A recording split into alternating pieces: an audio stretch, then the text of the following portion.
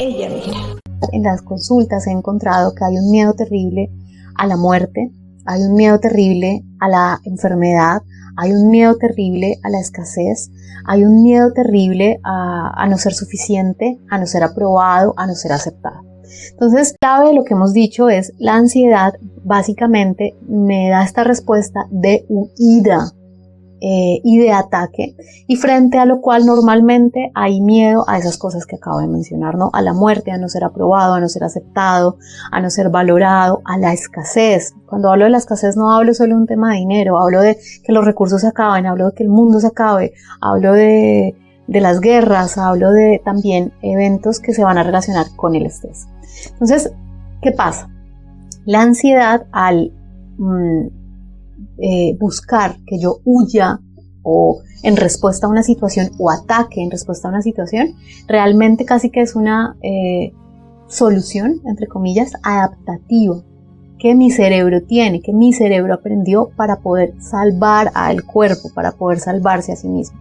Las personas que viven eventos de ansiedad paralizantes, que están relacionados con fobias, con miedo a salir, con trastornos un poco más obsesivo-compulsivos de hacerse daño, de coger alguna compulsión como todo el tiempo limpiar, la higiene, el miedo a la muerte, el miedo a la enfermedad, digamos, son personas que normalmente han tenido previamente algún tipo de experiencia en donde la ansiedad fue la única manera de salvarse a sí mismos. Entonces, de recobrar ese lugar de salud, ¿no? Entonces, el trastorno por ansiedad es una manera en la que encuentra mi mente para salvarse a sí misma de un peligro, algo que percibe como peligroso, que vivió como peligroso. ¿Cuál es el tema en la actualidad? Es que como especie ya no necesitamos, al menos en las sociedades en las que vivimos un poco más urbanizadas, las grandes ciudades, un poco más esta época de la industrialización, que hay otro tipo de tecnologías, ya no necesitamos huir y atacar. Los humanos hemos evolucionado como especie para no, en el mejor de los casos, no atacarnos violentamente. En la cotidianidad, mi cerebro se puede haber quedado con ese mensaje de que yo necesitaba huir, necesitaba escapar. A veces en la cotidianidad entonces la gente empieza a aislarse lentamente, la gente empieza a renunciar a facetas de su vida, tipo el amor no es para mí, aplicar este trabajo no es para mí, este mundo no merece nada, el mundo va a acabar mañana, tengo miedo al amor, tengo miedo a lo que suceda, ¿no? Entonces, cuando eso empieza a pasar, ya es totalmente desadaptativo. En este momento, si tú estás viviendo con ansiedad, es súper importante que pienses dónde aprendiste ese patrón de huida y ataque. Porque la ansiedad en un principio fue adaptativa, otra vez, pero en este momento ya no la necesitamos tanto como especie. La ansiedad está conectada con el estrés. El estrés es uno de los componentes de la ansiedad, que cuando yo no sé manejar y gestionar el estrés en mi vida, termino en un cuadro de ansiedad que puede ser un trastorno. Allí nos preguntaban, gracias, comerse las uñas en los niños. No podría yo decir que solamente vamos a decirlo así, un síntoma o una manifestación aislada puede darme cuenta de un trastorno de ansiedad. Por ejemplo, que yo siempre tenga un tic de que muevo mi pierna, ¿no? No sé si les ha pasado, han visto el tic de que muevo mi pierna, o de pronto me arranco el pelo, o me como las uñas. No podría decir que eso constituye como tal un síntoma de ansiedad, tendríamos que verlo más en el contexto de la historia del niño, de la persona que nos pregunta específicamente.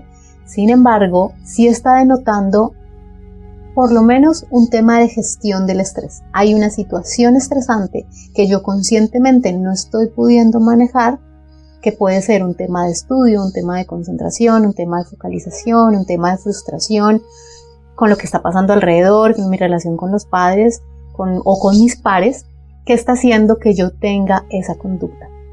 Hay niños, por ejemplo, que también tienen este tema del control de los esfínteres, hay niños que tienen un miedo inexplicable a confiar, a estar con otros, hay niños que tienen miedo a expresar lo que sienten, y normalmente estos niños se vuelven adultos o adultas, como yo, como algunos de ustedes, que les costó y que nos costó establecer límites, que nos costó hablar de lo que nos dolía, de lo que nos molestaba, de lo que no entendíamos. Entonces yo diría, gracias a ti por la pregunta, que tendríamos que ver específicamente cuando hablamos de ansiedad antes de diagnosticarnos, porque eso sí somos fans de los autodiagnósticos, antes de decir yo tengo un trastorno de ansiedad, yo tengo agorafobia porque resulta que por la pandemia ya me da miedo salir, yo o esta persona es obsesiva compulsiva, que puede ser una manifestación de un trastorno de ansiedad. Antes de diagnosticarnos, miremos si estamos gestionando o no el estrés en nuestra vida. ¿Qué nos está causando un estrés adicional o innecesario? ¿Qué o quién es fuente de estrés en mi vida? ¿Qué de esas fuentes de estrés está en mis manos solucionar? Porque sí, podemos hacer muchas cosas, pero no todo tenemos bajo control y probablemente no todo lo vamos a poder resolver y todo lo vamos a poder obtener, al menos en el tiempo que lo estamos buscando. Pero sí va a ser súper importante que miremos las fuentes de estrés en nuestra vida, ¿no? Entonces, cuando hablamos, para retomar y recapitular un poquito esto, antes de hablarles de otros síntomas, les quiero recordar para la gente que se ha conectado. Estamos hablando de la ansiedad, este es el segundo capítulo que hablamos sobre ansiedad y ahora estamos profundizando en algunos temas. Entonces la ansiedad no es ni buena ni mala, es una condición de mi cerebro primitivo, que el cerebro primitivo no tiene nada malo, es este que tenemos todos los seres humanos, que nos permitió evolucionar y nos permite salvarnos de algo. Hagan de cuenta que el cerebro primitivo está también sobre la base cuando estamos en una hornilla con fuego y el cerebro primitivo, esta memoria primitiva es la que nos permite decir no dejes la mano en el fuego, ¿no? O la que le permite a los niños cuando estamos en casa con chiquitos aprender que cuando metieron sus deditos en una toma eléctrica pues se electrocutaron, tuvieron una mala experiencia, el cerebro es el que me recuerda, hay un peligro, ¿no? El fuego es un peligro, las alturas son un peligro, la oscuridad es un peligro, esto es instintivo.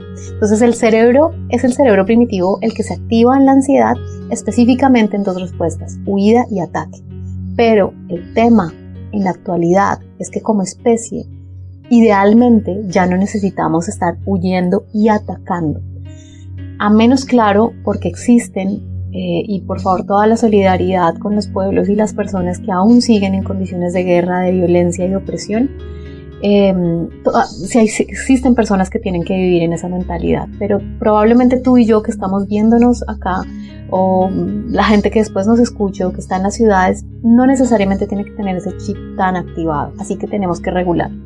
Cuando hablamos de ansiedad tenemos que gestionar las fuentes de estrés, porque el estrés es uno de los componentes de la ansiedad y cuando la ansiedad se vuelve un trastorno, un ataque de pánico, una fobia, un trastorno obsesivo compulsivo, es cuando el estrés ha superado su umbral tolerable de manejo.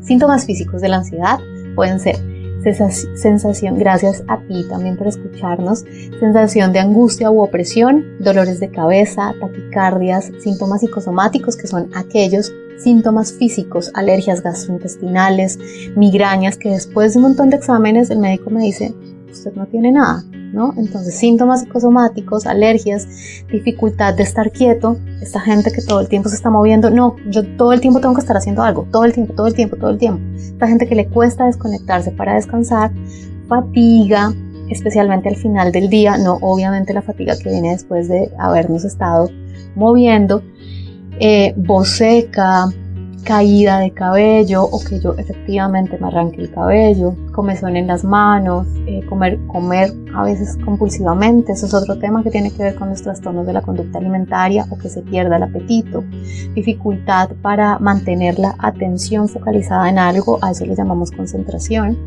sensación de bloqueo mental, pensamiento catastrófico. Todo va a estar mal, no voy a conseguir pareja, sea lo que sea que haga en este mundo, todo va mal, sea lo que sea que yo haga, las cosas no me van a salir, pase lo que pase, no va a haber solución, el pensamiento catastrófico. Estas preocupaciones constantes por la economía, la familia, la sexualidad, el placer, la salud, la enfermedad, todo, ¿no? Yo igual soy muy cuidadosa con eso. Yo sé, hay personas... gracias a ti, Moca. Hay personas que viven en condiciones muy difíciles, así que todo esto que estoy diciendo, por favor, contextualizado, pero en términos generales, esto de estarnos preocupando un poco por todo, dificultad para relajarnos, definitivamente y en eso podríamos tener un tema mucho más grande, es aquellas situaciones que yo creo que controlo, pero que me controlan. Hay mucha gente que me dice, Carolina, pero pues yo me tomo una copa de vino ocasional, y yo les pregunto, ¿y esa copa de vino ocasional cada cuánto es? No sé, una copa todos los días, una copa todos los viernes, todos los sábados, todos los domingos, pues para relajarme. Y aquí yo no tengo ningún juicio moral. Las personas que conocen el proyecto de Yamigra saben que no trabajamos con juicios morales. Sin embargo, es muy importante que cuando hablamos de ansiedad revises qué conducta está controlando tu vida. Una conducta que normalmente puede que tú creas que tienes control sobre ella, pero es ella, esa conducta, la que tiene control sobre ti, ¿no? Entonces estamos hablando de la copa ocasional de vino, la sustancia psicoactivante, o en otros contextos la llaman psicoactiva, es decir, alguna droga química o incluso natural. Estas cosas que yo me vuelvo un poco adicto, incluso relaciones, personas, trabajos, actividades, todo aquello que yo uso como un medio para generarme bienestar, placer o para desconectarme, me puede estar controlando. Eso también está relacionado con la ansiedad. Cuando sientes deseos incontrolables, como de gritar, como que estás por ahí de desespero, cuando un día o varios días te sucede que, no sé, no amaneces como con ánimo y entonces decides no hacer las actividades, ¿no? ¿Cuándo se convierte en un ataque de pánico? El ataque de pánico llega cuando mi cuerpo reacciona desde la inmovilización, la hiperventilación, es decir, respiro rápido, para reaccionar ante algo que está pasando en el medio.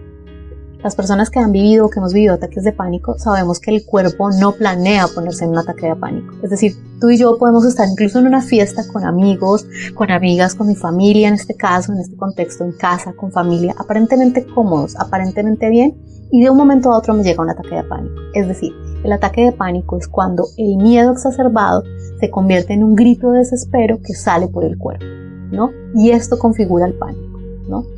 Y el pánico me inmoviliza. Entonces tú y yo podemos estar súper bien, pero de un momento a otro se me paralizó el cuerpo. Empecé a gritar. Empecé a quedarme sin aire.